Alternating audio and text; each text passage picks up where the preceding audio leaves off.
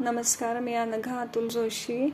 आम्ही इंदिरानगरला राहतो आणि माझी जेव्हा डेंग्यूची टेस्ट केली होती 4 तारखेला, तेव्हा तिचा प्लेटलेट काउंट होता 49,000 आणि 49,000 होता आणि आम्ही खूप टेन्शनमध्ये होतो की आता ॲडमिट व्हावं लागणार आहे. डॉक्टरांनी सल्ला दिला होता की आता ॲडमिट होण्याशिवाय पर्याय नाही.